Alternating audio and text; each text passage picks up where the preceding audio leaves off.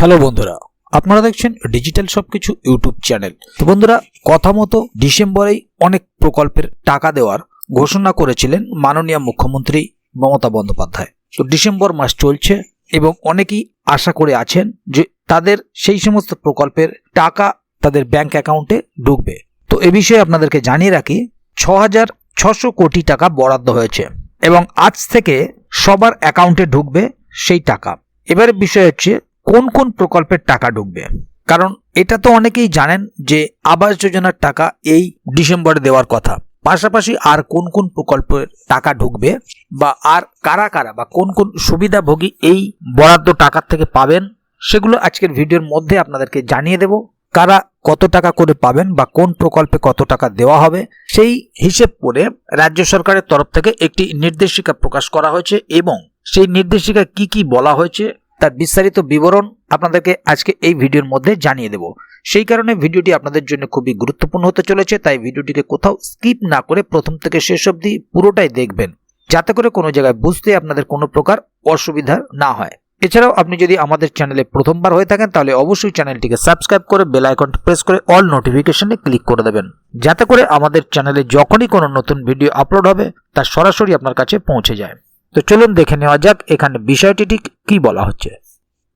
এখানে দেখুন একটি আর্টিকেল প্রকাশিত হয়েছে, 6,600 কোটি টাকা বরাদ্দ হয়েছে, আজ থেকে সবার অ্যাকাউন্টে টাকা ঢুকবে। গত কয়েক বছর ধরে প্রধানমন্ত্রী আবাস যোজনা প্রকল্পের বরাদ্দ বন্ধ রেখে আর্থিক দুর্নীতির অভিযোগ তোলে কেন্দ্র সরকার। তৃণমূল সরকারের দাবি, শুধু আবাস যোজনা প্রকল্প নয়, 100 দিনের কাজ এবং আয়ুষ্মান ভারত প্রকল্পের টাকাও কেন্দ্রীয় সরকার আটকে রেখেছে। এই পরিস্থিতিতে সাধারণ মানুষের স্বার্থে রাজ্য নিজস্ব তহবিল থেকে এই প্রকল্পগুলি চালিয়ে যাওয়ার জন্য বিশাল পরিমাণ অর্থ বরাদ্দ করেছে। 6,600 কোটি টাকা বরাদ্দ কিভাবে পাবেন উপভোক্তারা? নবান্ন সূত্রে জানা গিয়েছে, প্রথম দফায় 6,600 কোটি টাকা বরাদ্দ করেছে রাজ্য সরকার। মঙ্গলবার থেকে ব্যাংক অ্যাকাউন্টে এই টাকা সরাসরি পৌঁছে যাবে। প্রথম কিস্তিতে প্রতি উপভোক্তা পাবেন 60,000 টাকা। পরবর্তী কিস্তিতে বাড়ি নির্মাণ কাজ শুরু হলে আরও 60,000 টাকা দেওয়া হবে। রাজ্য সরকার প্রতি উপভোক্তাকে মোট 1.2 লক্ষ টাকা প্রদান করবে। প্রাথমিক পর্যায়ে প্রায় 11 লক্ষ উপভোক্তাকে এই প্রকল্পের আওতায় আনা হয়েছে। প্রথম কিস্তির অর্থ মঙ্গলবার থেকেই জমা পড়বে বলে জানিয়েছে প্রশাসন। দুর্নীতি রুখতে কঠোর ব্যবস্থা। রাজ্য সরকারের পক্ষ থেকে আবাস যোজনা প্রকল্পের অর্থ বন্টনের সময় দুর্নীতিমূলক কাজ বন্ধ করতে নতুন নির্দেশিকা জারি করা হয়েছে। রাজ্যের পঞ্চায়েত সচিব পি উলগানাথন এই নির্দেশিকা প্রকাশ করেছেন এবং সকল জেলা প্রশাসনের কাছে তা পাঠানো হয়েছে। নির্দেশিকায় কি কি বলা হয়েছে?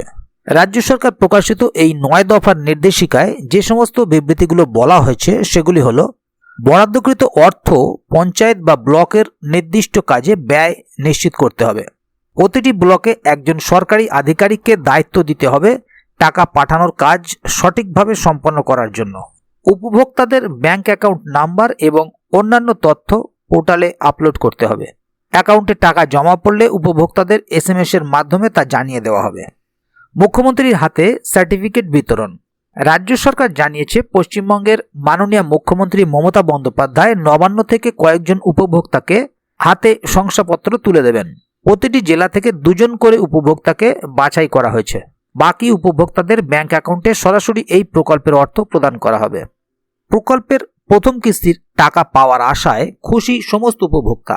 রাজ্যের এই পদক্ষেপ বহু গরিব এবং নিম্নবিত্ত মানুষের আবাসন সমস্যার সমাধানে বড় ভূমিকা গ্রহণ করবে বলে আশা করা হচ্ছে।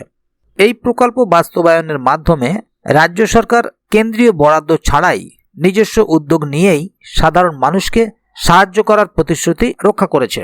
তাহলে বন্ধুরা, বুঝতেই পারছেন এখানে বিষয়টি ঠিক কি বলা হলো, যে 6,600 কোটি টাকা রাজ্য সরকারের তরফ থেকে বরাদ্দ করা হয়েছে, সেগুলো সুবিধাভোগীদের ব্যাংক অ্যাকাউন্টে সরাসরি পাঠিয়ে দেওয়া হবে এমনটাই জানানো হয়েছে এবং তার জন্য প্রতিটি ব্লকে একজন করে সরকারি আধিকারিককে সেই টাকার পাঠানোর কাজ সম্পন্ন করার জন্য বলা হয়েছে এবং আপনাদের অ্যাকাউন্ট নাম্বারে এই টাকা পৌঁছে গেলে আপনাদেরকে SMS এর মাধ্যমে সেটা জানিয়েও দেওয়া হবে। তো এ বিষয়ে যদি আগামী দিনে আরও কোনো আপডেট আসে তাহলে অবশ্যই আপনাদেরকে এই চ্যানেলের মাধ্যমে জানিয়ে দেওয়া হবে। সেই কারণে চ্যানেলটিকে সাবস্ক্রাইব করে অবশ্যই চ্যানেলের সঙ্গে থাকবেন, যাতে করে এ বিষয়ে আগামী দিনে আরও কোনো আপডেট আসলে তা সরাসরি আপনাদের কাছে পৌঁছে যায়। তো বন্ধুরা, আজকের গুরুত্বপূর্ণ ভিডিও আপডেটটি এখানেই শেষ করছি। ভিডিওটি সম্বন্ধে আপনাদের মতামত এবং আপনারা কে কোথা থেকে ভিডিওটি দেখছেন অবশ্যই কমেন্ট বক্সে লিখে জানাবেন। ভিডিওটি ভালো লাগলে অবশ্যই একটি লাইক দেবেন এবং বন্ধুদের জানার সুবিধার্থে ভিডিওটিকে শেয়ার করবেন, যাতে তারাও বিষয়টি সম্বন্ধে জানতে পারে। ভিডিওটি শেষ পর্যন্ত দেখার জন্য অসংখ্য ধন্যবাদ। আবার দেখা হবে আগামী ভিডিওতে। ততক্ষণ পর্যন্ত ভালো থাকুন, সুস্থ থাকুন। ধন্যবাদ।